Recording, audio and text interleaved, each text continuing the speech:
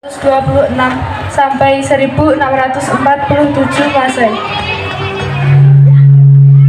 Kerajaan Islam Mataram I dipegang oleh eyangnya yang bernama Kanjeng Panembahan Senopati ing Ngalogo yang memerintah selama 13 tahun.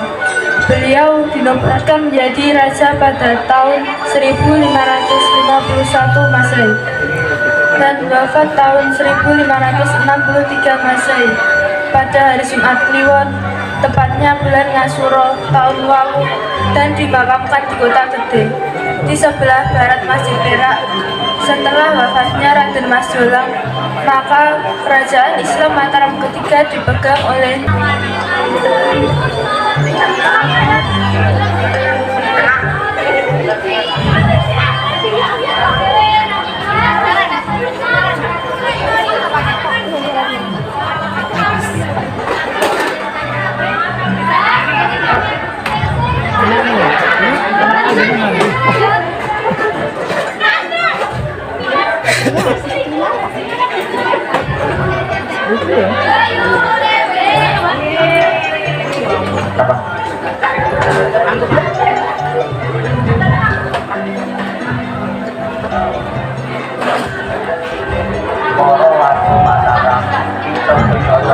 saking jelangan awit sedane Raden Mas Jolang minangka ratu ing Mataram. Ananging tahta ing kerajaan kadang dipunlajengaken. Awit saking menika tahta kerajaan Mataram dapat serahaken dadi ratu ingkang enggal. Sumangga kita sambut Gusti Sultan Agung Prabu Hanyokrokusumo.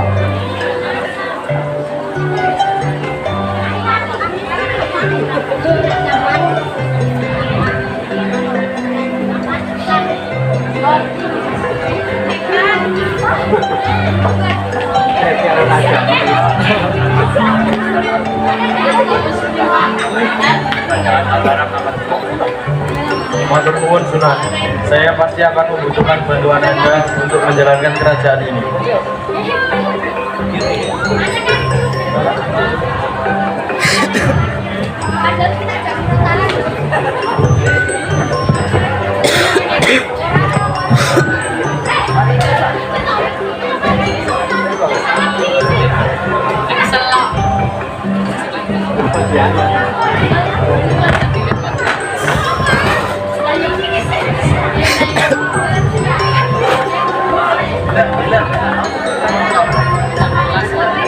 Alkisah pada suatu hari, Kanjeng Gusti Sultan Agung Hanyokrokusumo menjadi Raja Mataram ketiga.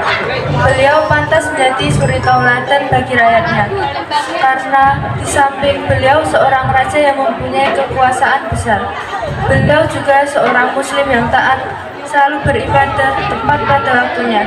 Gusti Sultan Agung Hanyokrokusumo selalu sholat Jumat di Mekah.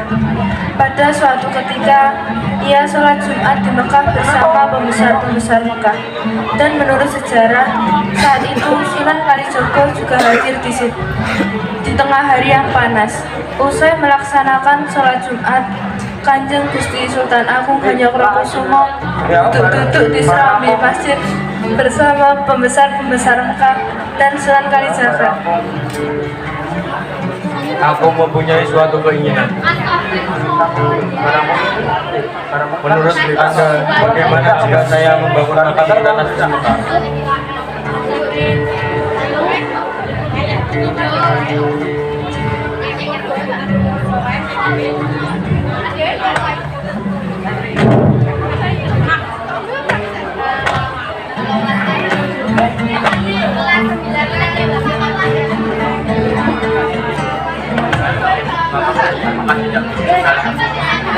Ya, banyak orang menginginkan di tanah suci. Dalam hatiku berkata seperti itu. Tetapi Allah memberikan garis tangan orang berbeda-beda. Lalu bagaimana Sunan? Saya tahu tempat yang tepat untuk Sultan. Jika Sultan mengikuti apa kata hatiku, kalau mengucapkan dan pahami, jangan terpukul oleh nafsu. Seseorang telah berkata, wahai Nunu, kalau engkau menginginkan membalikan jasadmu di tanah suci ini, ada satu cara.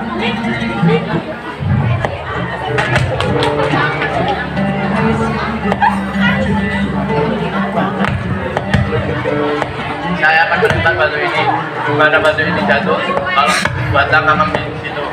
Ini sama saja engkau membuat makam di tanah suci ini. Dan Prabu Sultan, engkau adalah orang yang beriman. Bismillah. Baik Sunan. Baiklah, kalau engkau mempercayai pimpinanmu, pasti engkau akan mudah untuk melewati cobaan dari Allah SWT.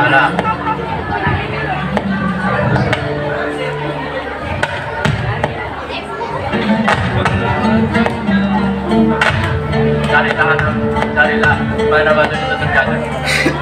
Baik Sunan, akan saya cari batu itu.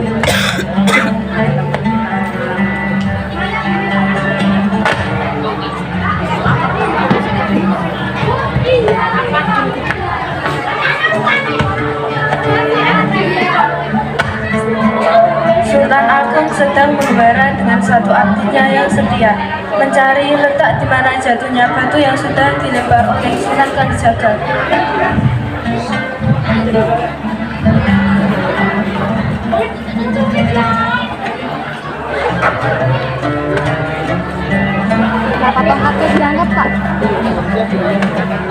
Ayo nak, kita cari batu itu supaya aku dapat mengetahui di mana tempatku untuk aku jadikan makam.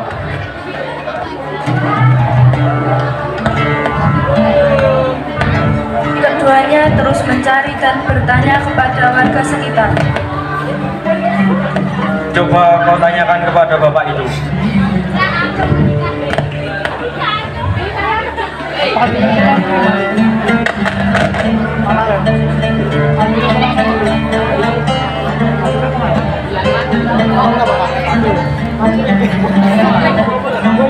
Soalnya ini tidak mau Pak, ganti terus.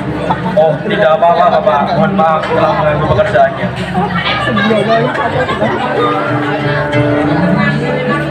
Kalau boleh saya tahu di manakah sumber air terdekat di daerah situ?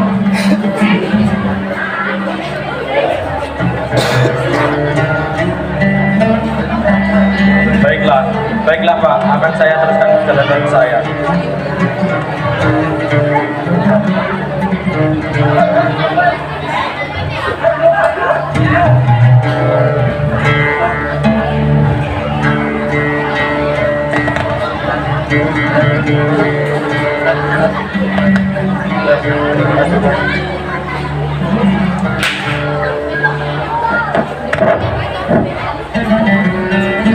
Karena kelelahan perjalanan yang panjang, di suatu tempat, Sultan Agung menancapkan tongkat yang dibawanya di sebuah batu yang besar, dan keluarlah air dari batu tersebut.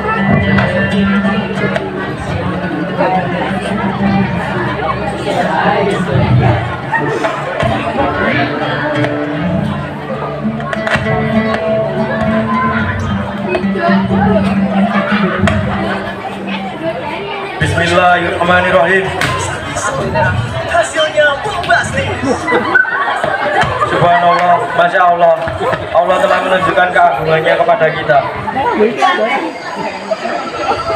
Karena perjalanan juga cukup jauh, marilah kita beristirahat sejenak. Keduanya beristirahat dan bermalam di sekitar sumber air. Keesokan harinya, selepas subuh dengan keinginannya yang besar, Sultan Agung Hanyokrokusumo melanjutkan perjalanan ke arah barat.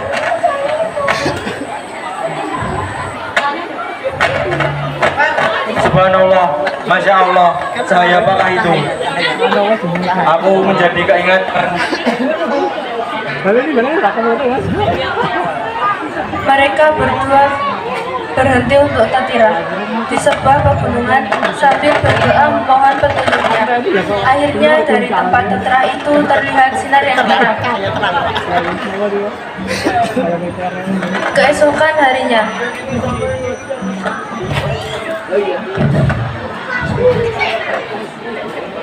Bangunlah nak. Sepertinya inilah yang tempat kita cari. Sekarang kamu pergilah dan panggillah Piro Progo berserta bawahnya.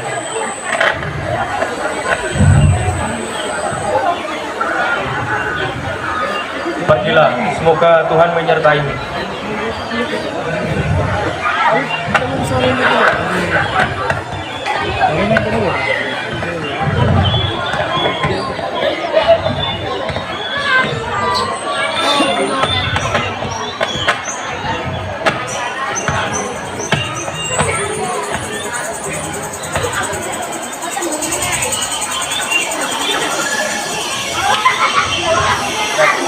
Inggah panapekti kula tumungkung Wiraprabha ingkang sowan. Duduklah. Tahukah mengapa aku memanggilmu? Tidak, Sultan. Aku memanggilmu tidak jauh dari keahlianmu, yaitu untuk membangunkan aku rancangan makam.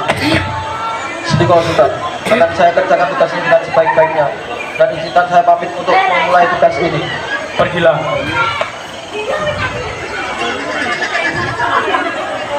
Natno, mobilah ke kerajaan dan panggillah pekerja-pekerja untuk membangun bangunan makam seperti yang diperintahkan oleh Sultan.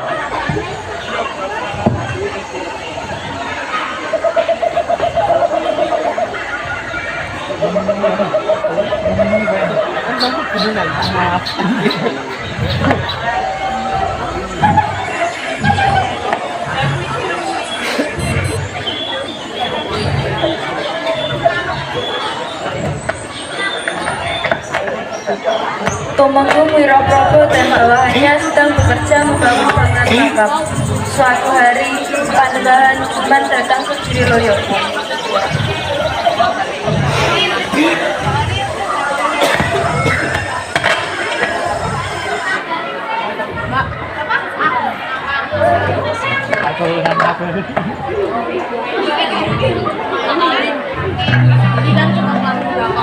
Ya Allah, Engkau sesungguhnya Maha Besar.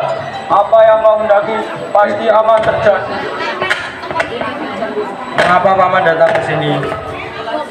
Sultan, aku telah mendengar tentang perjalananmu dan aku di sini ingin melihat kebesaran Allah. Ya, lihatlah, itu adalah salah satu contoh kebesaran Allah. Ya Sultan, Allah memang Maha Besar dan kita harus sering panjatkan syukur atas nikmat yang diberikan kepada kita. Ya, memang benar itu.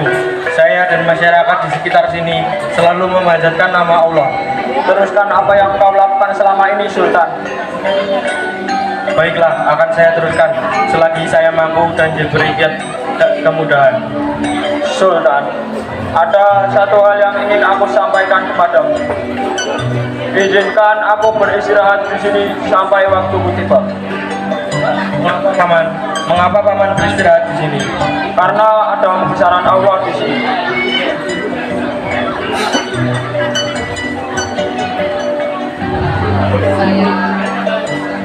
Mikir.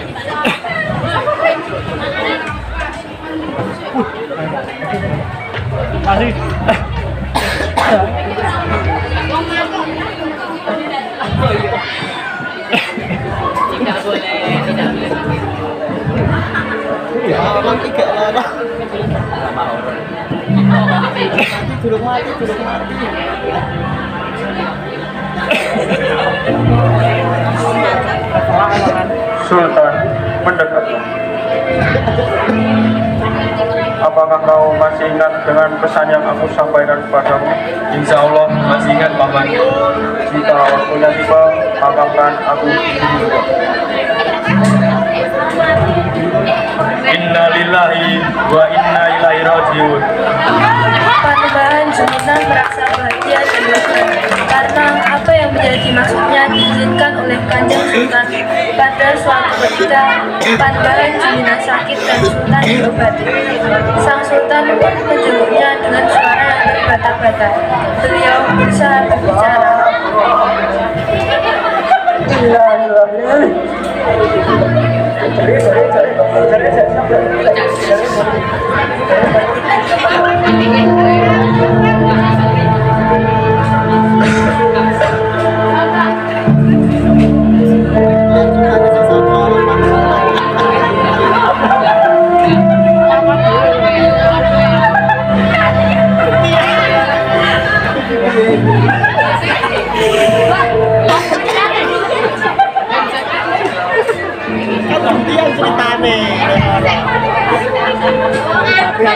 mata.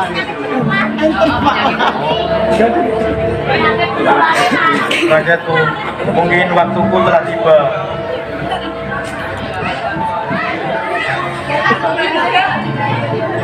Aku masih mengatakan kekuatan Tuhan yang Maha Kuasa dan Penyayang.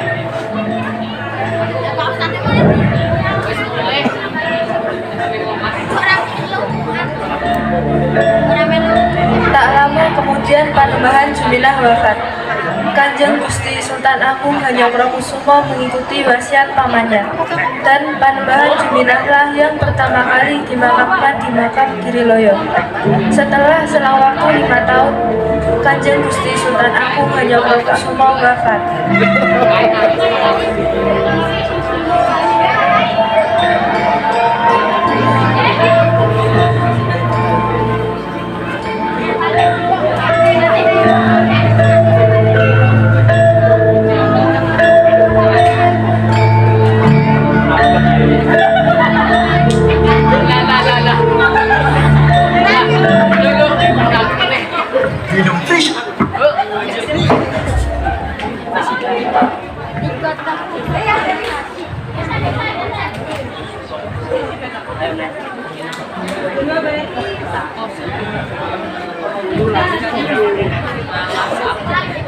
Mau tak